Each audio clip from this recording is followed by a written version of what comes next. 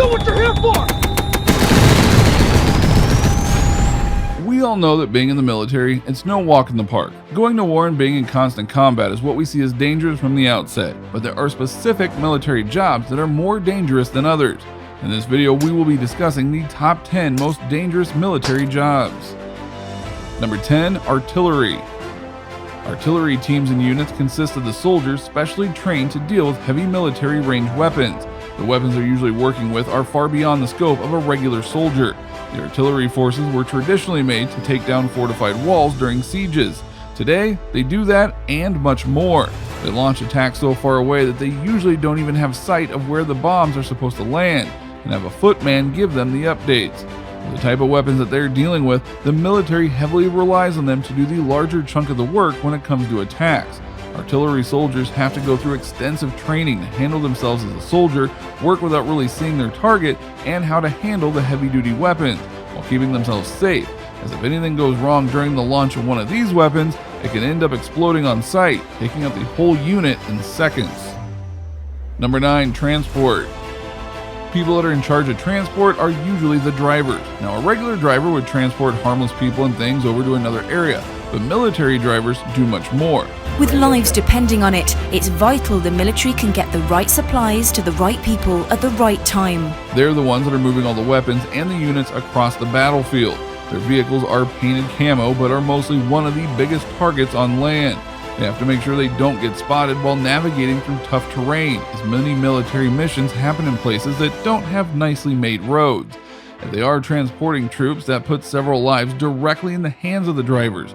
But even when they're not, they either have to move weapons from one place to another, which can be dangerous in itself and makes them a prime target of the enemies that may want to access those weapons, or they transport food or medicine, which is detrimental to the survival of the soldiers that need them. In addition to moving all of these things, they also lead units around the world wherever they need to go. This puts them in several dangerous situations throughout their service. Number 8, medics. We've all heard medic on the various medical themed TV shows that have existed over the years. In all of them, a medic is a first aid provider. In regular life, the need for first aid would be in terms of an accident, and although the injuries can be severe, often they're not and require just some basic help. A military medic deals with a very different type of first aid, one where even they are being shot at. The medic mostly has to navigate through an active shooting, locate the soldier that needs help, and then provide that help. The help they need to provide is not going to be regular either.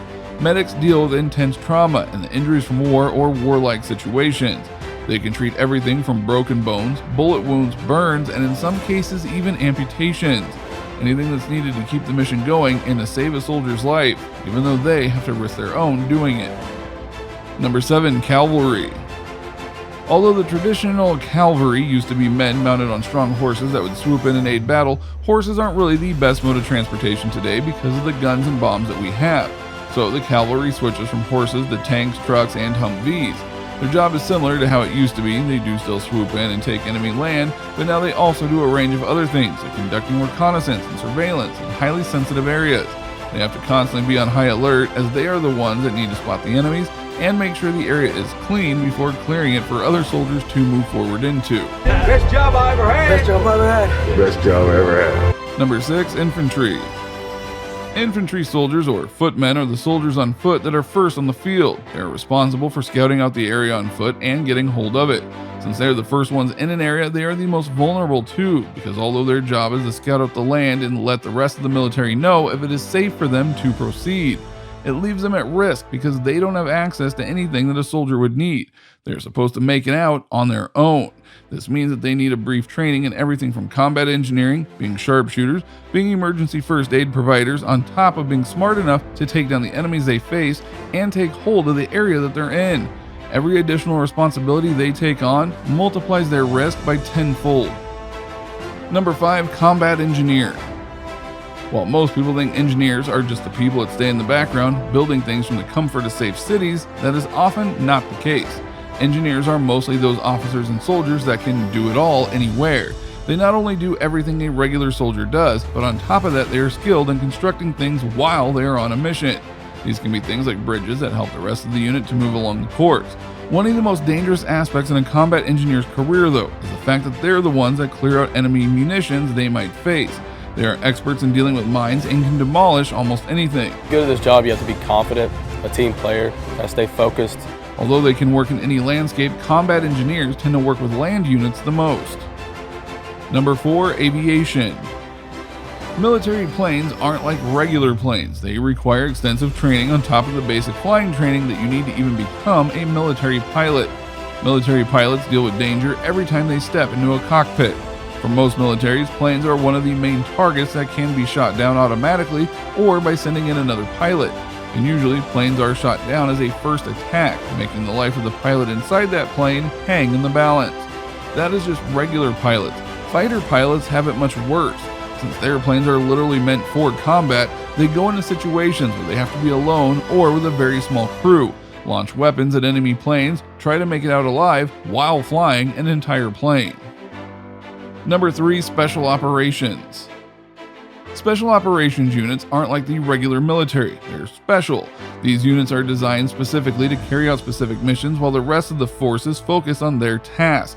These teams are often a mix between officers and soldiers from the Army, Navy, and Air Force working together for a common goal. Their job is dangerous from the get-go. They face the worst of the enemies, and the worst are usually the most dangerous too. Most of the time, their missions are top secret, so no one really knows where they're going, and their main thing is the element of surprise. They are supposed to get in, complete the mission, and get out as fast as possible. But due to the nature of the missions, a lot of them don't really make it back home. Number 2, Pararescue.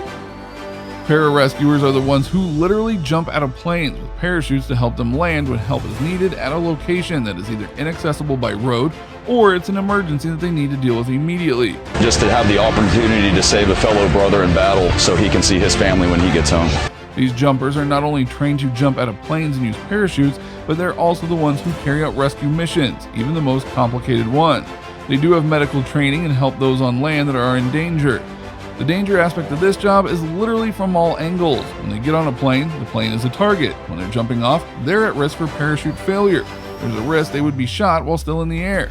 They might end up landing right in the middle of a conflict zone or into an enemy trap, and once they are on land, they are subject to all the dangers that a regular officer has to deal with as well. Number 1, explosive ordnance disposal. Finally, we have the explosive ordnance disposal experts, or EOD.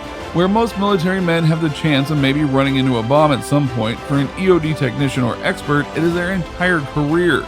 Each service has its own special EOD unit, but the job remains pretty much the same for everyone. They have to be the ones that go forward and face deadly explosives. Now, these aren't just limited to sophisticated bombs that one might face a handful of times in their life, but instead, it's all the time. Most of their time is spent locating and disarming dud munitions and clearing out minefields. What makes this the most dangerous job in the military is, first of all, the fact that the job itself is fairly new. It didn't even exist before World War II. And secondly, it's one that's always evolving. Bomb makers study the methods of EOD experts to find weaknesses in the way they work and build newer bombs around that.